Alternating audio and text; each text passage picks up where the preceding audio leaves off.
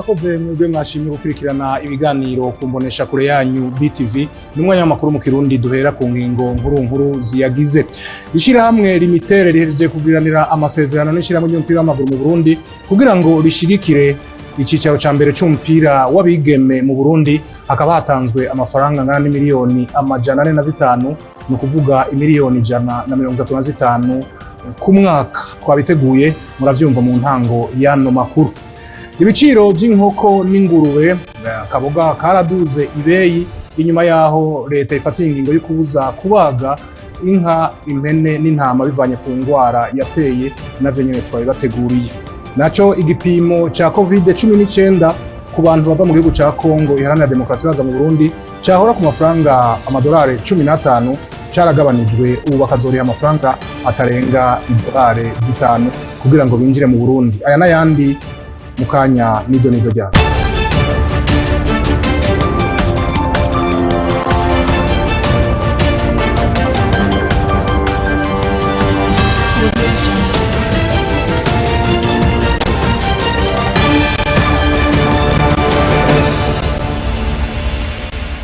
Ndasubiye kubaha ikaze muri ano makuru, nongera ndabibutsa yuko narimeje kubabwira ishirahamwe Limitere riheje gutanga amafaranga angana n'imiliyoni 405 biri mu masezerano riheje kugiranira n'ishirahamwe ry'umupira w'amaguru mu Burundi FFB kugira ngo iryo shirahamwe Limitere rishigikire inkino z'abigeme mu Burundi mu cicaro ca mbere.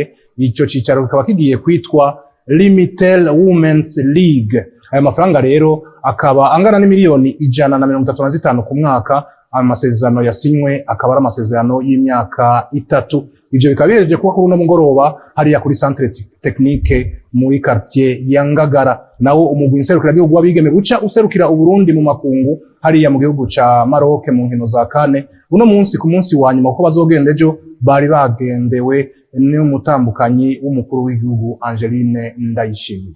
Baje gushira umukono ku masezerano hagati y'ishirahamwe Limitere n'ishirahamwe ry'umupira w'amaguru mu Burundi ku bijanye n'iryo shirahamwe rya Limitere rigiye gufata mu mugongo ihiganwa ry'umupira w'amaguru w'abigeme wo mu cicaro ca mbere. No kuvuga yuko ari intambwe ikomeye ishirahamwe ry'umupira w'amaguru riteye rifashanije na Limitere. Amasezerano yo tugize na imyaka 3, hanyuma iyo myaka 3 iheze tuzoraba yuko dushobora kuzobandanya canke n'amasezerano y'imiliyoni 135 ku mwaka. Izo miliyoni rero 135 zo ku mwaka zizogabugwa mu mice itandukanye, aho no kuvuga nkuzoba abaye wa mbere agashimwe kariyongereye, ubu bazoronka miliyoni 7, uwa kabiri aronke 5, uwa gatatu aronke 3, uwa kane aronke 2.5. Murazi yuko atariko vyahora bimeze. Hanyuma aho nyene bazoca bakoresha abo bigeme umwambaro ufise icapa ca Limitere. Championnat rero y'abigeme mwico gizoba yitwa Limitere Women's League. Yari Alexandre Muyenge asanzwe arongoye ishirahamwe ry'umupira w'amaguru FFB mu Burundi. Naho mu birori vyo kugurura indwi yahariwe gufashanya hagati y'u Burundi n'ayandi makungu, umushikiranganje Albert Shingiro mu vyajeje harimwo ugufashanya ku Burundi n'ayandi makungu yibukije abari muri ivyo birori ibintu leta yashimikiyeko, ibintu nyamukuru leta yashimikiyeko. Ni inkuru ya mugenzi wacu Ange Sherisa Nzeyimana. Mu birori vyo kugurura Tese indu yahariwe gufashanya ku Burundi n'andi makungu, umushikiranganje w'imigenderanire y'u Burundi n'andi makungu no gufasha mu iterambere Albert Shingiro yabanje kwibutsa abitavye ibirori ibintu bikuru leta yihaye nk'ishingiro. Au lendemain du processus électoral de juin 2020, inyuma y'amatora yabaye muri mukakaro 2020, leta yarashizeho ingingo zitandatu ngenderwako arizo: intwari ibereye, guteza imbere uburimyi n'ubworozi, amagara y'abantu, gufata mu mugongo abakukuruke, gutanga akazi kugwaruka no gusubiza mu zabo abahungutse. Prise en charge des retraités et le rapatriement des réfugiés. Umushikiranganje Albert Shingiro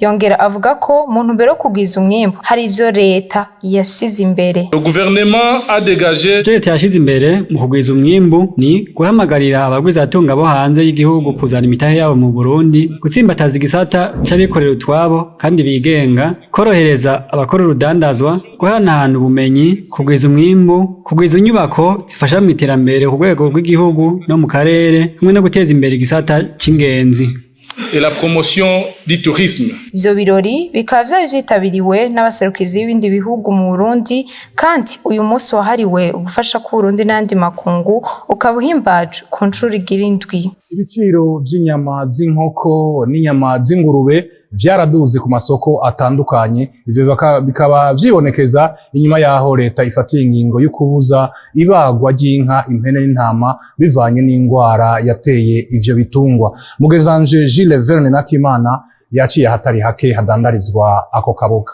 N'ibitungwa vy'inka, impene n'intama bitakigurishwa, abadandaza b'inkoko n'ingurube ntibaronka abaguzi. Uyu mudandaza w'inkoko aremeza ko baronka ivyo bitungwa bizimvye. Iyo twara tuzikura kweri nabone barabonye yuko igitungwa c'inkoko arico gisanzwe kiribwa cyane, gifungurwa ubu cyane, nabone baradugije ibiciro. Uyu asanzwe adandaza ingurube nawe amenyesha ko zazimvye, kilo cahora kigurwa 7,500 cagiye ku 8,000.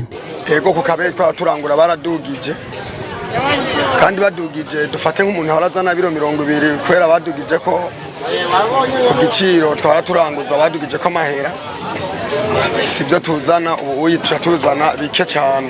Iyo ngingo yo guhagarika idandazwa ry'inka, impene n'intama ikaba yagiye mu ngiro genekerezo rya 28 ruhesha umwaka mu gihugu cose. Ingaruka rero y'iryo kena ry'inyama z'inka, impene n'intama ngo yarashikiriye n'abadandaza ibifungurwa nk'amatomate n'ibitunguru, kuko ngo baza kubashorera imbere ya vyose ngo babanza gusuma agashitwa akaba ariho bagenda kubashorera.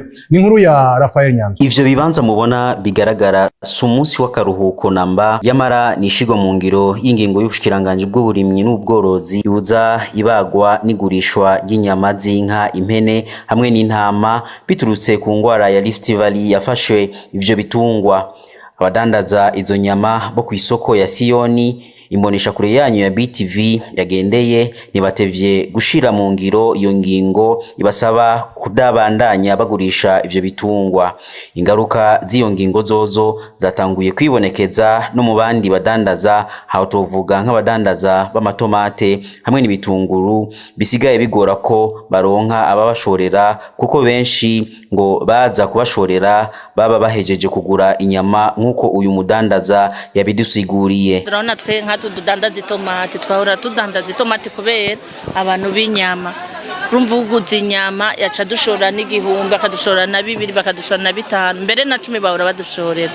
Mugabo ubu nk'igitunga naranguye kuvejo nubu ziracyari ngabura nako zicyuzuye zabaye igiponde kubera zabuza abakiriya. Bivuye ku itegeko ry'ubuyobozi buraba indwara z'ibitungwa, ubuyobozi bw'amacuniro bukaba bwarafashe ingingo ihamagarira amacuniro guhagarika kubaga inka, impene n'intama kuva ku igenekerezo rya 26 ruheshe umwaka wa 2022 gushika izindi ngingo zifashwe n'ababijejwe. Abakongomani canke abantu bava mu gihugu ca Kongo baza mu Burundi barohora barihishwa amafaranga y'igipimo ca COVID-19, amafaranga yangana n'idolari 15. Ayo mafaranga rero akaba yagabanijwe n'igihugu c'u Burundi, ubu bakazoriha amafaranga atarenga idolari 5. Iyo ngengo rero ikaba yashimishije cyane abunguruza abantu bava canke baja mu gihugu ca Kongo iharanira demokrasi.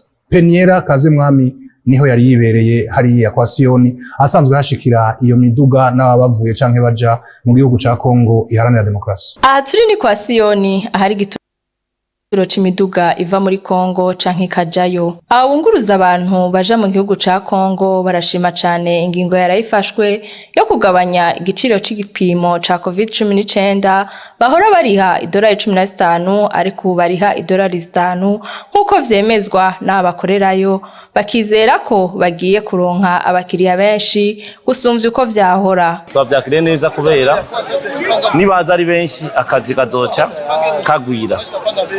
Twavyakire neza cyane, kandi turashimiye na leta y'u Burundi kuba yaborohereje abakongomani kugira bazi. Kuvejo n'amasaho isoko racangamutse urabe neza umuntu yahora injira ngaha akaraba amasaha isoko ngene imeze siko yari imeze.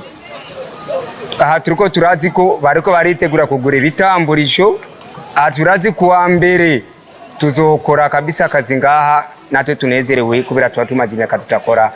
Imana ishimwe kandi Imana ibihezagire kandi ibongere nguvu abantu batanze kijya kiyumva. Mwomenya ko uva mu Burundi uja muri Kongo atamahera bagusaba ku mupaka w'u Burundi wirenganira ukuri kwamye.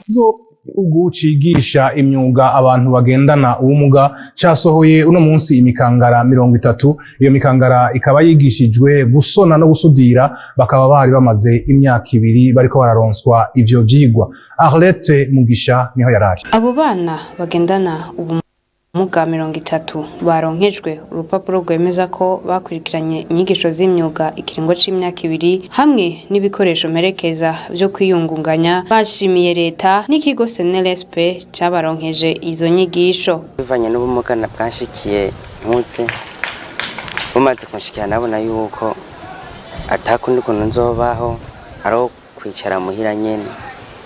Gusa maze kugirirwa amahirwe nkaza ngaha ngatangura gukora, nkabona ibikorwa by'amaboko yanje ko ari byiza cyane. Ndavuga ati ko maze kumenya umwuga ibi nivyo bizontunga, kuko maze kuraba ivyo nkora ko ndabishima n'abandi bakabishima ati bizontunga. Rero byaramfashije no mu gihe ntari bwaro nk'igikoresho sinipfuza kukidandaza, ahubwo nipfuza kugishira mu ngiro.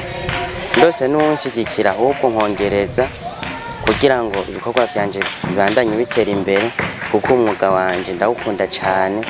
Umwe mu baronkejwe izo nyigisho mu mwaka wa 2018, Merasi Ndayizeye atumirira abagenzi we gusohora amaboko ngo kuko ubuzima bagiyemwo aribwo buzobigisha kuruta. Urabona ngaha ku ishure nta sharupante babigishije, mugani hanze bagiye kuri tele bazokora amasharupante, bazokora amaportail, bazokora ibindi ibintu byinshi bitandukanye, bazotera imireko ku mazu. Trésor Kwizera akaba yasabye leta ko iyo teka batewe n'abandi bagifuza ngo bashireho ibigo mu ntara zose kugira ngo abagendana ubumuga boroherwe. Ico kigo catanguye mu mwaka w'1981 kigaba gisohoye imikangara ku ncuro igira 36. Muri quartier ya Mutakura ni hariya muri commune Ntahangwa hari umuferegi uri kwibarabara ry'icumi wahora wuzura y'imvura yaguye, amazi agatera ababa hafi y'uwo muferegi. None Imana ishimwe uyu muferegi uriko urakogwa. Abanyagihugu rero begereye aho ku G11 bagashima cyane ico gikorwa, kanatsinda ngo uwo muferegi mu kuwukora ngo barawaguye, bakizera yuko atamazi azosubira kubatera. Peniera Kazemwami niwe yadukurikiraniye ibikorwa bijanye no kubaka uwo muferegi uri ku G11 ku Mutakura. Aha turi ni muri zone Cibitoke kwibarabara rya Mutakura, kwibarabara ry'icumi ahariko harakogwa umuferege yohora wuzura amazi y'imvura iguye ikonona ibitari bike n'abana bagatwagwa nk'uko bivugwa n'abenegihugu basanzwe baba impande yawo. Tarubaka kino kinogo y'imvura iguye ibaba ryaruzura amazi akinjira mu mazi y'abantu ndetse n'ibintu by'abantu bigatwagwa, n'abana barakunda kugwa mu kinogo. Niye no kuri jewe nageze ubwo ngaho mu kinogo kiri gito. Wafatiwe umuserege wari muto, hanyuma imvura iguye nico kibazo twakunda kubona, no kuvuga amazi yaruzura kuko yava haruguru ari menshi cyane. Hanyuma amazi amaze kuzura yarinjira mu mazu y'abantu. Abenegihugu twavuganye barashima ibikorwa byo gusanura uwo muferege kuko bawaguye, bizera ko amazi atazosubira kubatera mu mazu. Ubu rero turiko turaraba ukungene bawukoze, tubona ko bawaguye.